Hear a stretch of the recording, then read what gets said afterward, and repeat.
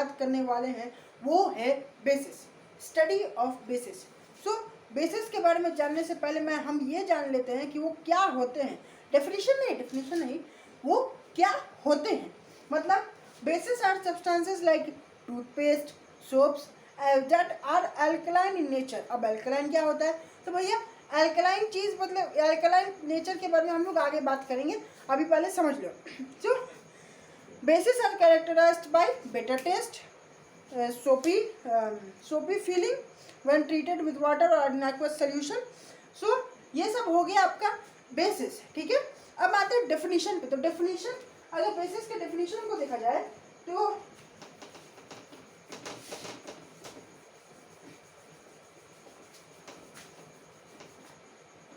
bases are the substance which on dissolving in water or putting in aqueous solution give OH minus ions or hydroxide ion as the only positively charged ions। मतलब क्या हुआ कि जैसे कि किसी भी substance को डाला पानी में, वो OH माइनस बन गया, मतलब OH माइनस बना नहीं, OH माइनस प्रोड्यूस किया, ऐसे सब्सटेंस को बेस कहेंगे। फॉर एग्जांपल NaOH,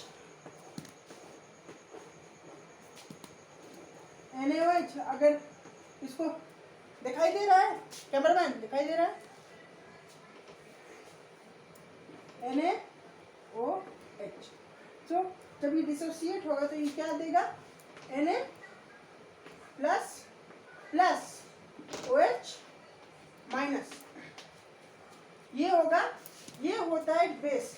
कि मतलब जब ये डिसोसिएट हुआ तो Na प्लस और OH माइनस निकल गया, ऐसे चीज को बेस कर लेते हैं, बेस कहते हैं। सो चलिए इसके डेफिनेशन की तरफ पढ़ते हैं। क्या इसके डेफिनेशन को लिखते हैं। So bases are substances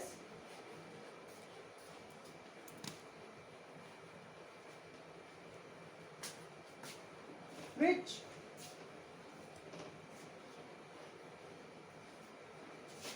on dissolving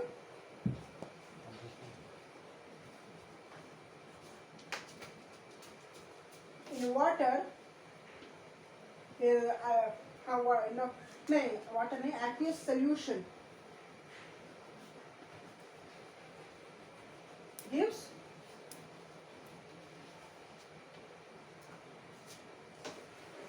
हाय रब्बा ये गर्मी, OH minus ions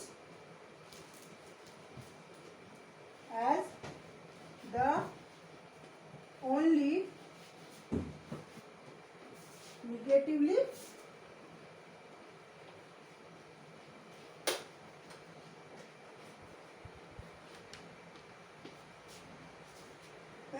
charged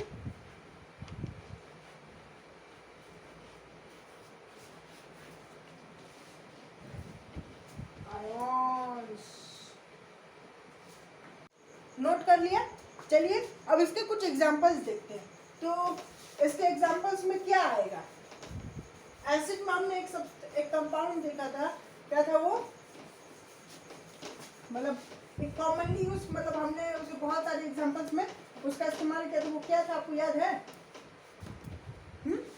any idea? वो था NaCl। तो एसिड वाले पार्ट में, स्टडी ऑफ एसिड्स में हमने यूज किया था NaCl। तो यहाँ पे हम यूज करेंगे NaOH। NaOH, तो NaOH जब ये डिसोसिएट होगा तो क्या देगा? Na plus plus OH minus, या फिर पोटेशियम हाइड्रोक्साइड जब ये डिसोसिएट करेगा तो देगा potassium plus plus OH minus. समझे? समझे कि नहीं समझे? इसे पहले नोट कर लीजिए, मैं हट जाता हूँ। नोट कर लिया। अब आगे कुछ बातें करते हैं, जैसे कि कुछ एलिमेंट्स होते हैं जो कि मतलब उनमें OH माइनस आयन होता नहीं है, लेकिन जब उन्हें पानी में डिसॉल्व किया जाए या फिर पानी के साथ मिलाया जाए तो वो कुछ कंपाउंड्स ऐसे होते हैं जो कि मतलब when they are dissolved in water they make or they form OH minus ion but they do not contain OH minus ion। मतलब क्या होगा, जैसे कि अमोनिया का एग्जांपल ले लो, NH3 plus H2O gives NH4 plus OH minus. I hope ये आपको visible है। हाँ,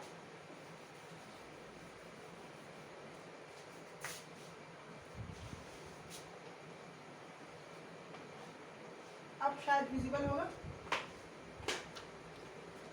मतलब कुछ कंपाउंड्स ऐसे होते हैं ना जो मतलब OH माइनस आयन होता नहीं है, लेकिन जब पानी के साथ मिलाया जाए या फिर एक्वस सॉल्यूशन में डिसॉल्व किया जाए तो वो लोग क्या करेंगे, वो लोग OH माइनस आयन फॉर्म कर देंगे। अब एक और एग्जांपल ले लेते हैं, जैसे कि कैल्शियम ऑक्साइड जब पानी में मिलाया जाए तो डिसोसिएट तो नहीं करेगा, लेकिन ये मतलब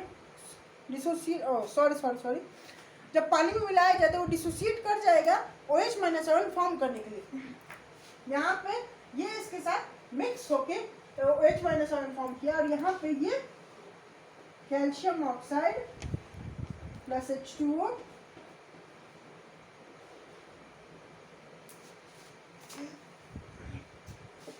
gives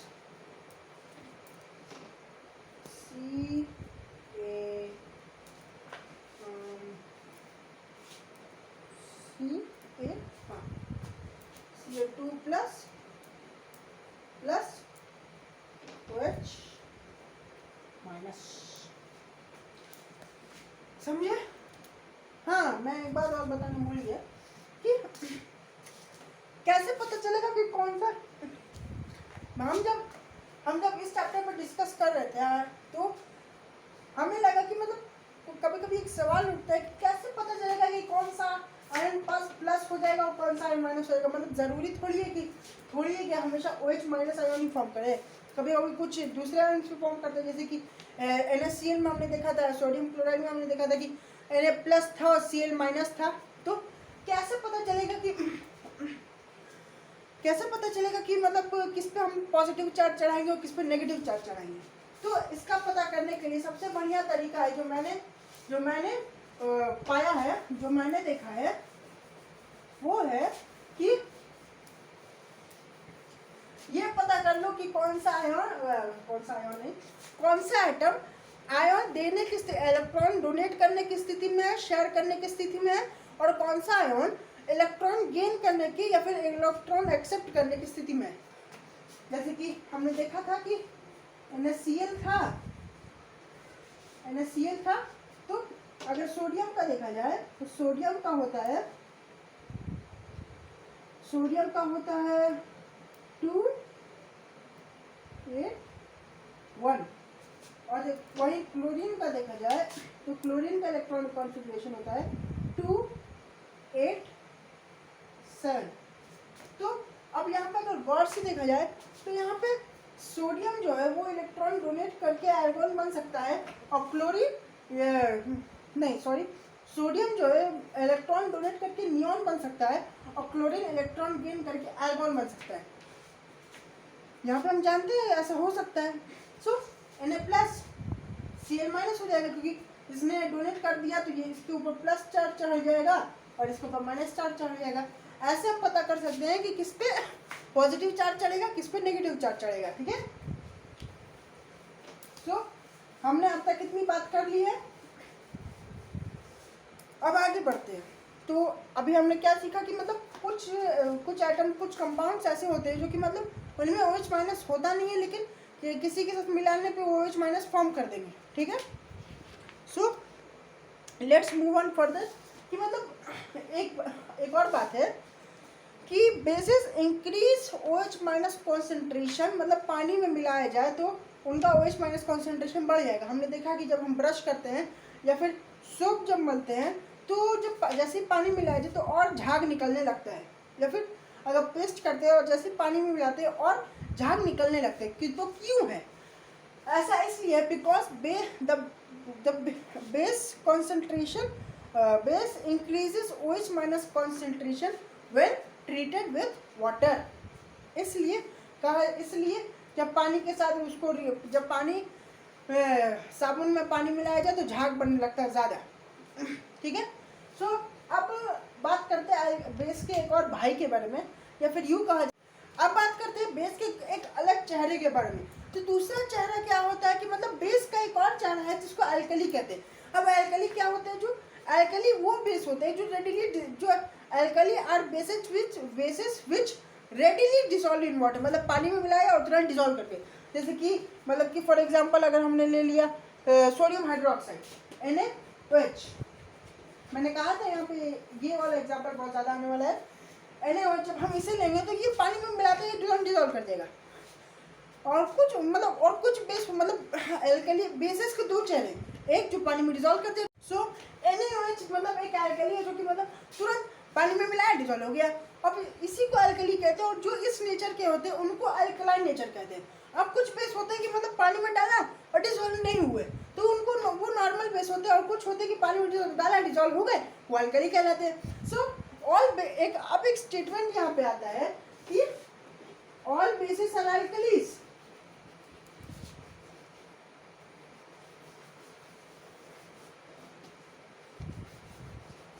but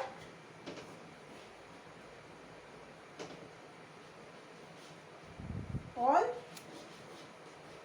alkalis are not bases। मतलब हर तरह का हम जैसे जिस भी बेस को देखिए वो हर बेस अल्कली होता है, लेकिन हर अल्कली बेस नहीं होता। हर बेस अल्कली होता है लेकिन हर अल्कली बेस नहीं होता। इसलिए कहा जाता है सुबह सुबह क्या आपके टूथपेस्ट में नमक है? इसलिए कहा जाता है आपके टूथपेस्ट में नमक है, क्योंकि टूथपेस्ट होता है एक बेस जो मुंह में जो एसिड्स हमारे मुंह में प्रोड्यूस होते हैं वो उनके साथ मिलकर उनको न्यूट्रलाइज कर देता है। इसलिए कहा जाता है सुबह सुबह उठ के ब्रश करना चाहिए। आप में से कितनों ने ब्रश किया है जरा बताइए तो। So let's move on further.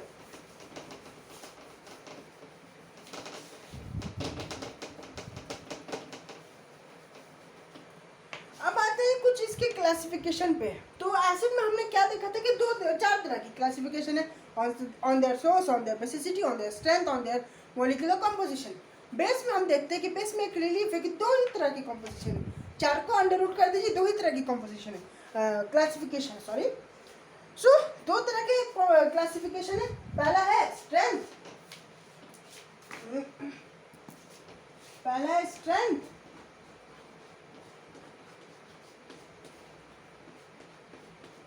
और दूसरा है एसिडिटी। अब एसिडिटी हमने बहुत बार सुना होगा, इनो के ऐड में इनोलो, क्योंकि ऐसे देखिए इस दोनों के बारे में हम बात करेंगे। तो व्हाट स्ट्रेंथ, तो स्ट्रेंथ मतलब कि स्ट्रेंथ मतलब ये दिखाता है कि बेस कितना OH माइनस आयन पर मॉलिक्यूल प्रोड्यूस कर रहा है, ये पता इसी से पता चलता है कि इसका स्ट्रेंथ कितना है। सो स्ट्रेंथ में हमने एसिड में क्या देखा था? Strong acid, weak acid. यहाँ पे है स्ट्रॉन्ग बेस,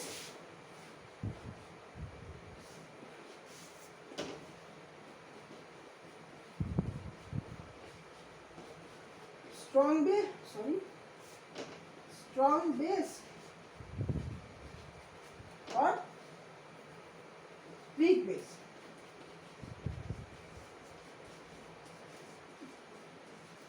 अब स्ट्रॉन्ग बेस क्या होता है? जो रेडिली प्रोड्यूस कर देता है आयन को, OH माइनस आयन को थोड़े से पानी के साथ मिलते ही OH माइनस आयन को प्रोड्यूस करते हैं। जैसे आपने एसिड में देखा था, एसिड ही है, बस इसके कुछ कॉन्सेप्ट्स, इसके कुछ बातें बदल गई हैं और कुछ नहीं है। एसिड की तरह ये भी मतलब पानी जैसे एक्वा सोल्यूशन में डाला है, कितना अगर थोड़ा सा एक्वा सोल्यूशन के मिलते ही OH माइनस आयन प्रोड्यूस कर दे, ऐसा बेस को कहते हैं स्ट्रॉन्ग बेस।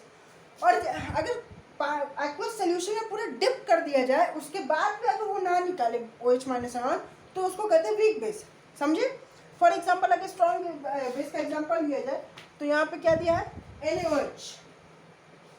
Na, देखिए यहाँ पे भी NaOH आ गया, एसिड में आ रहा था NaCl, यहाँ पे आ गया NaOH। NaOH जब इसको ऐसे किया जाए तो ये क्या देगा, Na प्लस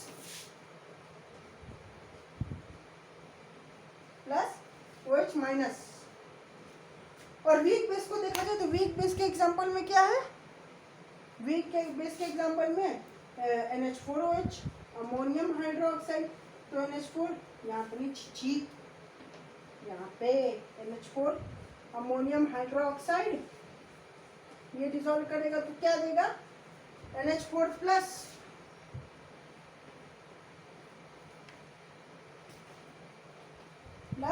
OH माइनस। सही है?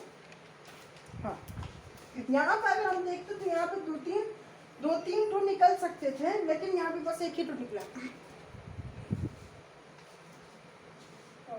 आई होप ये आपको विजिबल है।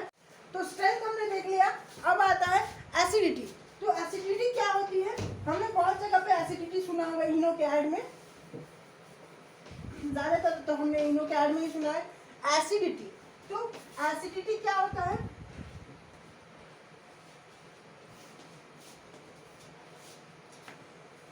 एसिडिटी क्या होता है ना, कि मतलब जैसे कि हमने एसिड में देखा था बेसिसिटी। तो बेसिसिटी क्या था कि मतलब number of OH minus ion it produces पर मॉलिक्यूल। सो बेसिसिटी क्या था कि number of H plus OH3 plus ion it produces पर मॉलिक्यूल। और एसिडिटी में क्या है, number of OH minus ion it produces पर मॉलिक्यूल। सो इस बेसिस पे हम उसे क्लासिफाई कर सकते हैं mono acidic,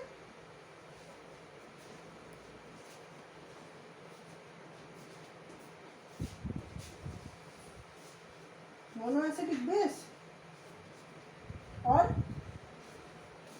die acidic base. इन दोनों में हम क्लासिफाई कर सकते हैं।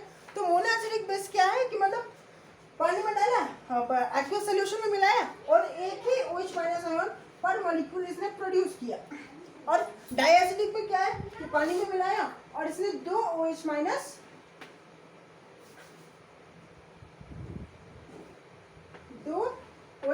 आयंस